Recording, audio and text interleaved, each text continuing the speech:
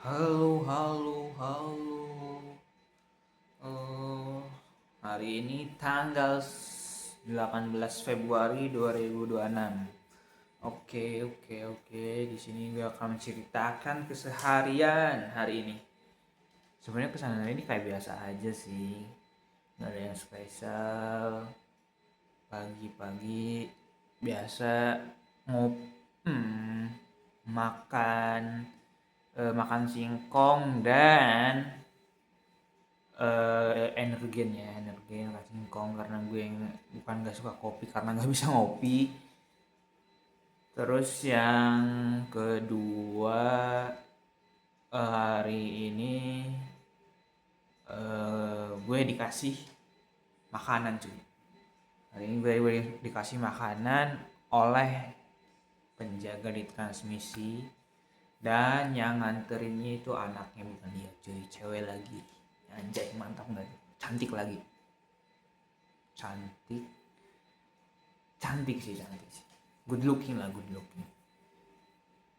Terus yang ke dan bukan di bawah umur ya, udah itu yang tadi cewek tadi, bukan di bawah umur, bukan, tenang, santai santai, gue bukan pedo anjay. Dan yang kedua, oh ya, update reels gue yang udah nyampe 3.000 di jam 10 ini, udah nyampe 3.000 anjir penontonnya. Terima kasih, terima kasih, terima kasih. Redupkan Sugi, redupkan Sugi. Gak bisa.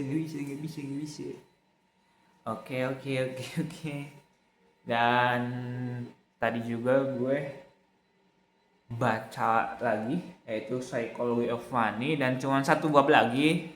Akhirnya tidak konsisten ya. Dan oh iya, besok puasa cuy. Tadi gue juga habis sholat tarawih tapi di transmisi doang sendirian gitu ya. Dan mati lampu aja pas tarawih tadi ya. Ya gitulah. Dan karena besok Ramadan puasa, gue minta maaf kalau ada salah kata-kata dan semacamnya jika itu menyinggung yang nonton, yang nonton pasti cuma 2-3 orang ya. Nah, gitulah. Mohon maaf kalau ada kata-kata yang menyinggung. Dan ya, tadi langsung aja, tadi gue baca buku Psychology of Money dan gue sudah berada di bab keempat, yaitu tentang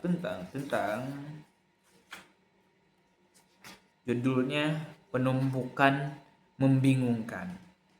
Nah, cuy. Nah, di buku di bab ini oleh penulisnya, dia menceritakan tentang fenomena sains yang ada di bumi cuy, yaitu dimana bumi pernah mengalami namanya zaman es cuy, dimana bukan hanya sekali dua kali, ternyata zaman es itu berulang sampai ke 5 kali cuy, sampai 5 kali ya. Zaman es itu pernah pernah 5 kali cuy. Dan orang-orang membahas tentang apa namanya, bagaimana sih eh bisa jadi eh, zaman es. Nah, orang-orang selalu mempertanyakan itu. Padahal yang pasti dipertanyakan adalah kenapa bisa sampai 5 kali gitu loh. Nah, mungkin yang orang-orang bilang karena ini kejadian alam lainnya, kayak kejadian alam lainnya seperti kayak eh, apa namanya, gunung Merapi yang meletus gitu, gunung berapi yang meletus. Nah, itu bisa jadi, cuman yang lebih bagusnya adalah dimana bukan karena musim dingin terlalu dingin, tapi karena musim panas yang tidak bisa mencairkan es cuy.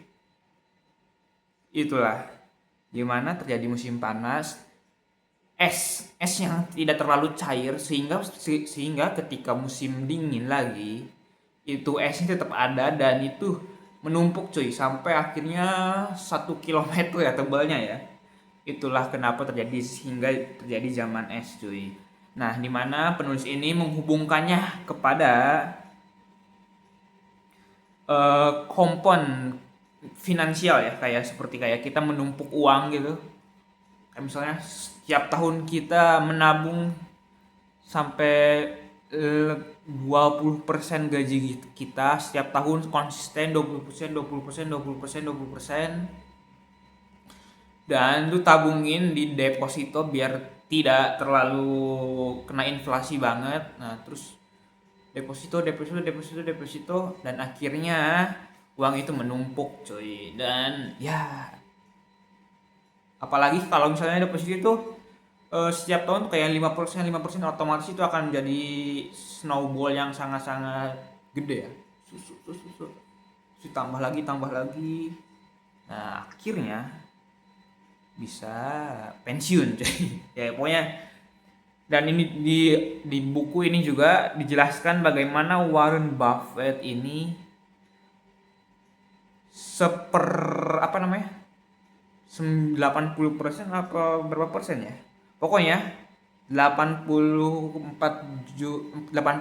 miliar dolarnya Warren Buffett 81 miliarnya dari 84 dolar kekayaan Warren Buffett itu dia hasilkan ketika dia berumur 50 tahun, cuy.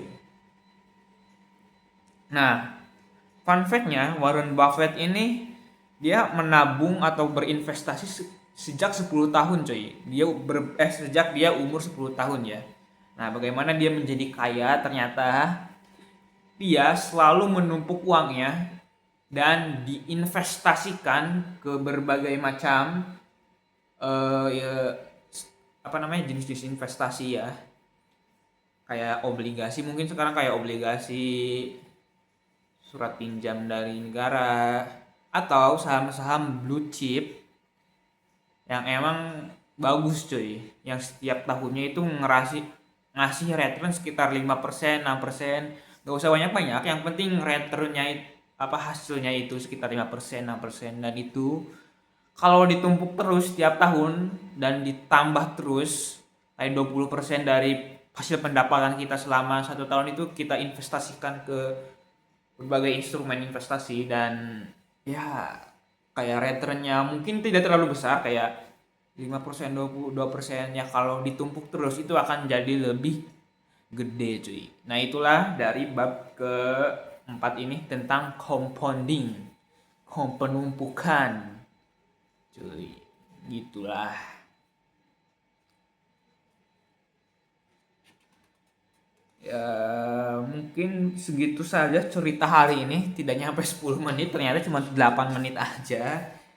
Ya, nggak ada yang spesial di hari ini. Mungkin besok gue bakal ngapain ya? Besok ngabuburit. Sepertinya